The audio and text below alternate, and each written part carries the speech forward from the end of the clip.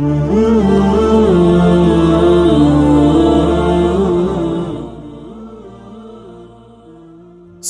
پات۔ تو یہ دو چیزیں کنفرم کرنے کے بعد یہ دیکھیں کہ اگر یہ موٹاپا فیٹ کی وجہ سے ہے، چربی کی وجہ سے ہے، تو پھر اس کو یقیناً کم کرنا چاہیے. یہ بہت بڑی آفت ہے، بلکہ قیامت ہے. تو اور نبی صلی اللہ علیہ وسلم کی وعیدیں ہیں ایسے موٹاپے پر. آپ صلی اللہ علیہ وسلم نے فرمایا، صحیح ہے بخاری کی حدیث ہے، کہ سب سے بہتر میرا زمانہ، پھر اس کے بعد والا زمانہ، اور پھر اس کے بعد والا، اور اس کے بعد آپ نے فرمایا جھوٹ پھیل جائے گا اور موٹاپا بھی پھیل جائے گا. اس کا مطلب موٹاپے کو اسلام میں پسند نہیں کیا گیا. یہ وہ والا موٹاپا ہے جو کھا کھا کے پیدا ہوا ہو، اس موٹاپے کی بات ہو رہی ہے. تو یہ والا موٹاپا اللہ تعالیٰ کو بالکل بھی پسند نہیں ہے اور انسان کی صحت کے لیے بھی تباہی ہے.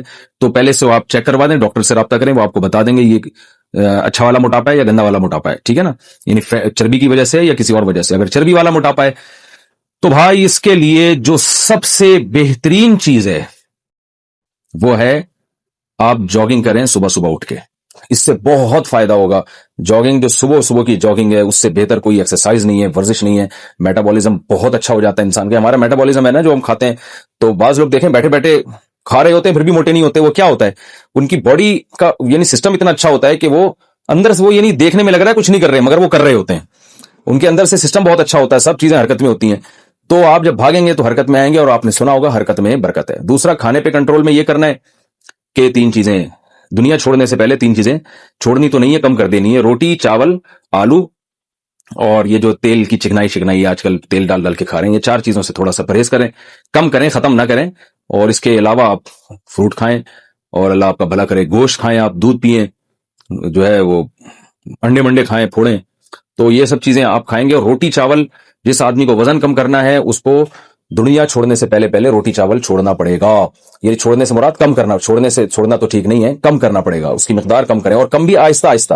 آپ معذرت کے ساتھ اگر صبح 4 پراٹھے کھا رہے ہیں تو بہت افسوس ہو رہا ہے مجھے یہ کہتے ہوئے، انشاءاللہ نہیں کھائیں گے لیکن بہت سے کھا رہے ہوتے ہیں، تو 4 کو 3 پہ لے کر آئیں. اور ایک دم سے نہ چھوڑیں، نہ ایک دم سے بہت کم کریں.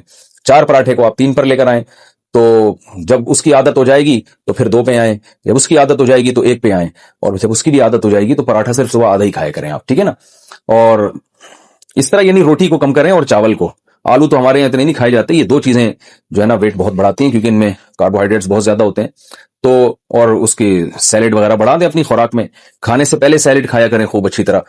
تو اس سے کیا ہوتا ہے کہ بھوک بھی کم ہو جاتی ہے، انسان کھاتا بھی کم ہے، اور جو سیلیڈ ہم کھاتے ہیں وہ ویسے ہی ویٹ کو ختم کرتا ہے. اور آپ دیکھیں کچھ دن آپ کو ٹینشن ہوگی، اس کے بعد آپ کو اتنا مزہ آئے گا جب آپ کا وزن کم ہو جائے گا نا، اور آپ کو محسوس ہوگا میں دوبارہ سے جوان ہو گیا ہوں، اور بہت ساری بیماریاں ختم ہو جائیں گی.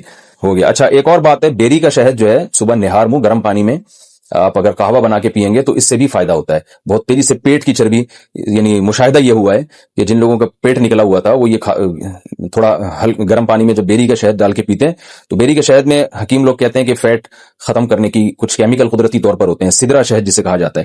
تو اس سے بھی بڑی جلدی پیٹ جو ہے توند کم ہونا شروع ہوتی ہے. کچھ لوگ حماقتیں کرتے ہیں، سرکہ پینا شروع کر دیتے ہیں نہار منہ. کچھ یہ کرتے ہیں کہ خالی پیٹ لیمن کا قہوہ پینا شروع کر دیتے ہیں. تو سرکے سے یا لیمن کا قہوہ پینے سے بہت تیزی سے پیٹ تو کم ہوتا ہے، لیکن وہ پیٹ کی واٹ لگ جاتی ہے اس سے. یہ ذہن میں رکھیں، کیونکہ ہمارے پیٹ جو ہے نا اس میں جو تولیے کی طرح دیوار ہوتی ہے. جب آپ سرکہ پئیں گے یا لیمن کو گرم پانی میں ڈال کے تو ان دیواروں کا کو بہت شدید نقصان ہوتا ہے، یعنی پیٹ کے لیے نقصان دہ ہے یہ. تو اس لیے لیمن کو گرم پانی میں نہار منہ پینے کی حماقت نہ کریں. اور اسی طرح سرکہ ورکہ پینے کی جو نہار منہ خالی پیٹ پی رہے ہوتے ہیں یہ بھی شدید نقصان دہ ہے.